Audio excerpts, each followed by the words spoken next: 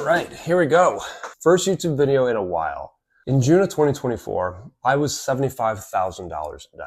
I'm filming this video in August 2025, so I promise there is a happy story here. But back then, at that point, I was maxed out on all my credit cards, behind on my taxes. I didn't even know how I was going to pay for groceries. I mean, the weeks where I was having panic attacks, my life, to all the things that I was going through, the emotions that I felt. But there were periods of time where I just wanted to get in my car and literally drive away. And I'm going to tell you about how I went from $75,000 in debt to on track to close 15 million this year. I've got 20 plus million in my pipeline. Things have been better, and I'm going to tell you exactly how I did it. So back then, I was working hard. I was working really hard. I was networking with people. I was going to open houses. I'd been in the business by 2024. I'd been in the business for about 3.5 years, and it wasn't bad. I got from 0 sales to 5 million in sales, and I kind of plateaued. I was doing everything that they were telling me to do. I was getting burnt out, and I was never really excelling at one particular thing. So in June of 2024, I'm filming in August 2025, but in June of 2024, I was at rock bottom. I was at my best friend's wedding in Greece at the hotel check-in counter, and my card got declined. It was maxed out, but like every now and then I had a little bit of paycheck come in, pay off a little bit. You may feel, if you're resonating with the story, you may know that cycle a little bit, but I had a closing that got delayed and that check never came. So when they said, hey, the deposit's $350, I didn't have it. I had to call my dad it was like 3 o'clock in the morning Chicago time, so he could Zelle me the $200 that I was short because the paycheck hadn't hit my account yet. It was honestly really shameful. And back then there were periods of time where I was having panic attacks regularly. I had a lot of thoughts about getting in my car and just driving away and starting over. So while I was in that period of my life, I truly was, 1 foot in real estate, 1 foot out. I was regularly interviewing at other jobs. And I was really on a sales job from Goldman Sachs. I had gone through like 8 rounds of interviews. I had my final round of interview, which I thought I crushed, but they actually passed on me. Big surprise. So I kind of had a moment of realization. Call it like a pivot moment, if you will. It was the period I had just kind of kept saying in my head over and over again, no one will slay your monsters but you. And that kind of became like a brain tattoo that I had, tattooed on my chest. No one will slay your monsters but you. So when you kind of had that moment that's coming to save you, it's time to think creative about how you can move forward, grow a business, and actually make money to dig myself out of the hole. I flirted with bankruptcy a lot. I thought about it. But I had just my wife and I, I'm saying this thing to ourselves, we have to sell our way out of this. Because she, frankly, was in the same situation as me. We made a lot of money, we overspent it, and we got into a bad position. It happens. So at that point, I kind of asked myself, okay, if I had to get out of here, what can I do that's going to give me the vehicle to generate the amount of income that I need to dig myself out of this hole and move forward with my life? And I decided, rather than dabbling in a bunch of different things, because I was kind of cold calling, I was doing open houses, I was doing all these things, I said, what if I just went all in on one thing? And I looked to some of the greatest, some of the people that I really admire. I looked to Ryan Serhant, I looked to Alex Hormozi, I looked to the people that had built massive, powerful businesses, and I just wanted to emulate them. And I saw that there was something to social media. I just hadn't quite figured it out. Even why I'm on here on YouTube, because some of the people that have influenced me a lot built their businesses on YouTube. It's an opportunity to build trust. And I have a story that I think might resonate with a lot of people. I was dead broke. And this year I'm on track to sell 15 million, maybe 20 million if I really kind of hustle it. But I've also spent in Greece, and I'm going to Greece again for another 2 weeks. So I'm living an amazing life this year. Total 180, like I said. So I decided to go all in on Instagram, and I'm going to tell you exactly what I did, brick by brick, to where I am now. And if you want to follow along this story, do me a favor, hit the subscribe button. If you're listening to this on my podcast, also hit the subscribe button. And stay tuned, because I wanted to reignite this channel as an opportunity to document the building blocks that I have as I truly try and make a play to be I don't even know if I really want to be the #1 agent in Chicago, but one of the best agents in Chicago, one of the most recognizable, one of the powerhouses that people look to as an inspiration. That's what I want to be. And I want to document my journey from basically where I am now, which is just after broke.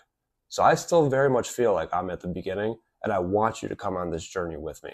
So one format. I picked Instagram for a very simple reason. One, it's free, it's very high leverage, and it has the ability to one-to-one DM people. If you are a fan of Mosey's, you probably are familiar with his $100 million Leads book. That book came out 2 years ago, and it's kind of become almost like a Bible. I've truly turned that book into my business plan, specifically the free content piece of that. It talks about how to engage leads, how to create content pieces, and how to get people to want to work with you. I really kind of dissected that. I thought to myself, what is it that I can give people as a realtor that people are going to want to engage with? Property tours, real estate. New properties become available every single day. It's so easy to pick up your phone, go start filming properties.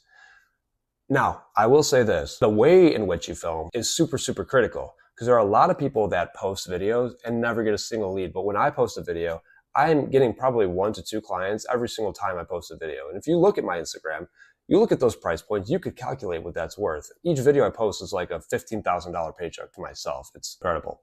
And I don't say that to brag, but rather to show you that this is possible. And I want to show you how you can do it. So number 1 is free. Number 2 is really, really scalable. I saw somebody say this on a TikTok somewhere, but every time they post a video, it's like pulling a lottery ticket with a high probability of success. I love that. Sorry about that. My phone ran out of storage. So here's the thing. So I was getting off on a tangent. Every video really does have the opportunity to explode, get a ton of followers. I've had plenty of videos where I have gotten actually like over 10 clients from a single video. And the process, and this is really what this channel is going to be about, but the process of what happens when you post that video and how you convert them into an actual client is what separates, in my opinion, me from so many other agents that are posting content and getting mixed results. People always ask me, like, how many times a week should you be posting? I don't care. I routinely say no rules because there are really no rules. At the end of the day, what we want to be posting is content that is valuable to our audience. And when we think about our audience, we think about who are we trying to serve. So I've gotten pretty clear about who I like to serve. I know that my ideal client, they're probably in their late 20s to early 30s, maybe even early 40s. They're probably a newer family or thinking about growing a family. They're probably high earners, so they're looking at higher price points. And I've always tried to position my videos to be about like 50% above the average. So that's really where I find the sweet spot. It's like, if your average price point's 500, shoot for the 750-ish mark. And this allows you to kind of get into that luxury sort of domain. You start posting the same type of properties that catch the attention of people, and it starts to compound upon itself. Now, the thing that you have to understand is that what is compounding is not what you might expect. It's not that the video compounds, like you get 1,000 views today, and then 1,500 views tomorrow, and then slowly you work your way up to 1 million views. Like, that's not really how it works. What we want to be focusing on really, and this is how I encourage you to think about the types of videos you're posting and how to track if they're performing well, is, are they being shared with people? Look at your Instagram analytics. Who's watching them? If we look in my Instagram analytics over the past 30 days, and I'll put a little clip right over here or something, over the past 30 days, like 45% of all the people who've seen my stuff have lived in Chicago. That's crazy. I'm dialed in. I'm not trying to reach a mass audience because that doesn't actually do me any good. I want to sell homes to my ideal customer. But after that, you got to take it a step further. Now, if you watch my videos, you'll notice that I have plenty of call to actions. I say comment the word interested in the caption twice. I say comment the word interested on the video. And I even write comment interested and put text on screen. And they see the closed captionings in my video. Go watch any one of my videos and you will see how that plays out. I'm telling people the next thing to do because that's one of the fundamental rules of marketing is you have to tell people what to do next. And when they do that, what else? You got to freaking DM them. You got to start a conversation with them and you have to turn them into a warm and engaged lead. And what that looks like in practice is maybe you comment the word interested and I reach out and I say, hey, Tony, thanks for your comment on my video 123 Main Street. When would you like to see it? Now, if you've ever worked for Zillow Leads, you know, are probably familiar with ALM. ALM is the framework in which Zillow scores its users, at least Flex, because we are a Flex team also. Zillow scores its users on how well they're doing ALM in their script. And I'm going to be honest, I forget what ALM stands for, but it's the framework in which they want you to ask questions. It's basically, I think, appointment, location, and motivation, I want to say, ALM. But basically, the things that I'm looking for are trying to set an appointment, a physical appointment, or a Zoom call. I love Zoom calls, and I'll talk about that in another video.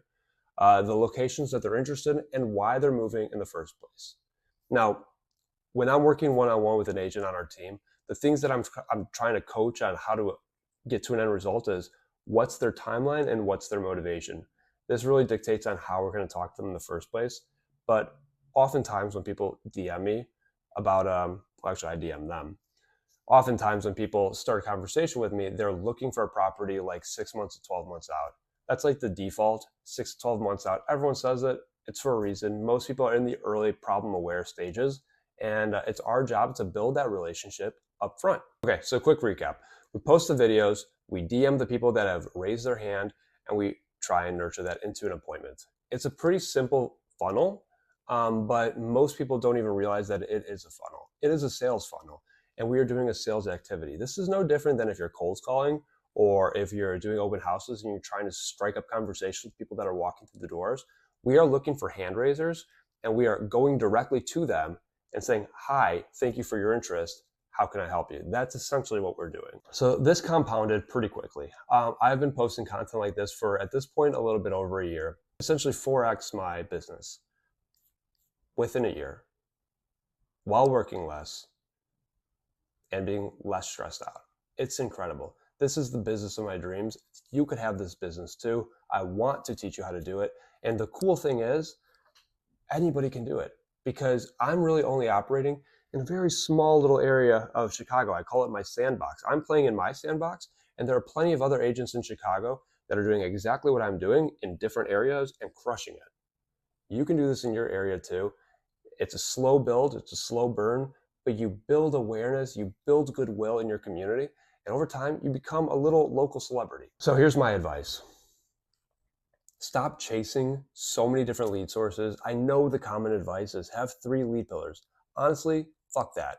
Just pick one. I picked Instagram. Pick one, double down into it, and really crush it.